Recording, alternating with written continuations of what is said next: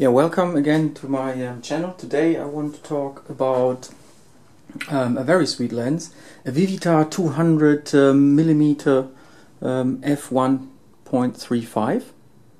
This is the lens, yeah, clear as a bell, as you can see, and just a little bit compare it to the more ubiquitous 150ml. This is the Super Takuma 150mm Super Takuma.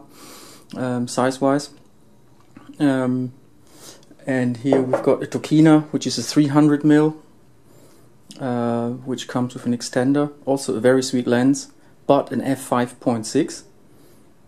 f5.6 compared to f3.5 means you need more than double the amount of light actually to take a picture, which of course I'm based in the UK. It's not always feasible because these kind of lenses, obviously you're after birds, and if you're after birds you obviously need a high shutter speed. You want to be over 1/600th of a second, so you want to be ideally 1/2500th of a second, or even 2000s, depending on the size of the bird. The smaller the birds, the faster they move, and of course for that you need speed. Now this speed, obviously there's f2.8s that you can buy for about £1,000, and this is of course a much cheaper option. It is an f3.5, and this is fairly decent f3.5 already. Most of my shots I take with this are 3.5 or just a bit higher than 3.5. Not 5.6, but they're in the middle, which I would call f4 or 4.2 or whatever it is. And it really sharpens up the lens very, very nicely. It's perfectly usable wide open if the light's not there, but if you can give it, give it this a little bit. It comes with an inbuilt hood. You see this hood, some of the hoods when it's old, they're just wonky and move around. This hood is fairly stable, it does not move around, so it's firm, yeah, it's like it should be. Now this is not an internal focusing lens, yeah, and if you are after birds, obviously you prefer to have an internal focusing lens. However, because of the size of the lens, it doesn't really matter, because installed on a camera, it's very quick to focus. You can throw the focus very fast and very precise. I hope I can show that in a minute, how precise and quick you can actually find this focus. Now what's the advantage of such a lens compared to, for instance, the 45-200mm of the micro four thirds, because I use this obviously for micro four thirds. The advantage is, as long as your bird is sitting still, the kit lens, if you bought it as a kit, or the normal 45-200mm Panasonic lens with autofocusing, will get this bird very sharp. If you want to get this bird moving, or see it how it flies, you've got no chance. Yeah, the micro four thirds autofocusing is simply too slow. You can't follow it. It will always focus where the bird has been a second ago or half a second ago or something like this. It will be just out of focus. Now the trick with these kind of lenses, with manual focusing lenses, is you get the bird while it's perched, get a sharp shot maybe, yeah, and then you focus 10 centimeters before or behind, depending on which direction the bird might be flying, and this is how you get the shot perfectly in focus. Now at this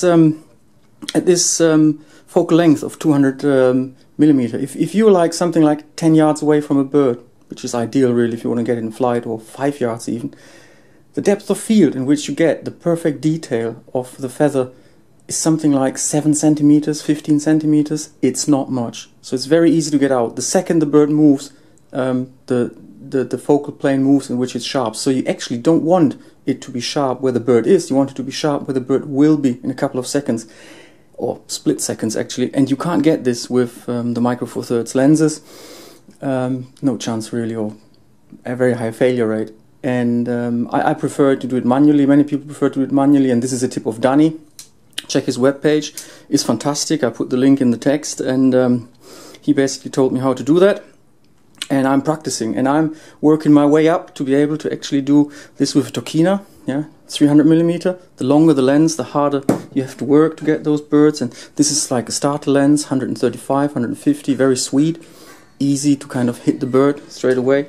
200, a bit harder, and 300, of course. My next goal is even harder, to keep the bird in the middle and focused, yeah. With this lens, very sweet. The apertures work fantastic. Not that I use them much, as I said, because I want it fast. They're very clean optics, and this lens is tack sharp, and I'll show you in a sec how tack sharp that really is. Okay, now we've got the Tokina put on, the Vivitar 200mm put on the camera. Obviously it can't focus as close as my little Seeker, so we need a target. Oh, there's the carpet, very sharp. I've got a little target there. Now imagine that'll be your bird, right? So what you want is fast focus, yeah, on the bird in the middle. And with this lens it really snaps into focus very easily. You see, there it is. Perfectly sharp, yeah.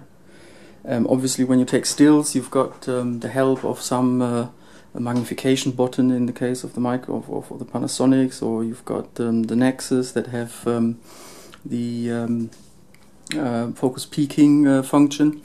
However, what I found really best is the viewfinder, and you know, you just see when it gets sharp. That's it. Yeah. So you can take a sharp shot of the bird, then you can go 10 centimeters in front if it flies towards you, if you think it's going to fly towards you, which what they usually don't do. So they fly away, so you focus slightly behind the bird, yeah. There it is, focused on the bird again.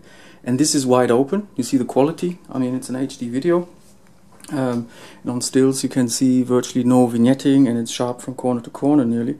And there we go. This is f5.6. This is what I call f4, where I take mainly all my pictures with this lens, or took all my pictures with this lens. There we go, 5.6 again. This is 8, 11, 16, 22. So my camera is fighting to get the exposure right, and all the way back to 3.5. Tack sharp. Yeah, this lens is really very good, and you see how fast you can actually find the focus. There it is, very, very fast. Yeah, it springs into focus. So that was all for today about the Vivitar 200mm.